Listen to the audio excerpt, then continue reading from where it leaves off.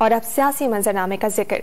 ईद की तातीलात खत्म होते ही हुकूमत और अपोजिशन ने सियासी सरगर्मियां शुरू कर दी हैं। अवामी राब्ता मुहिम के सिलसिले में तहरीक इंसाफ के सरबराह इमरान खान आज मियांवाली में जलसे में खिलाड़ियों का लहू गरमाएंगे।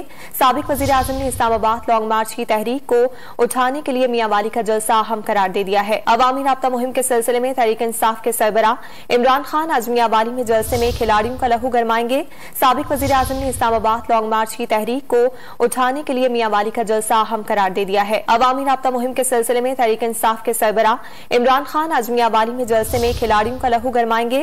साबिक वजीर आजम ने इस्लामाबाद लॉन्ग मार्च की तहरीक को उठाने के लिए मियांवाली का जलसा अहम करार दे दिया है।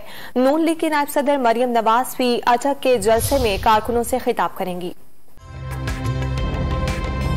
ताज़ा तरीन वीडियोस के लिए हमारा YouTube चैनल सब्सक्राइब करके बेल आइकन प्रेस करिए ताकि आपको मिले हर अपडेट सबसे पहले।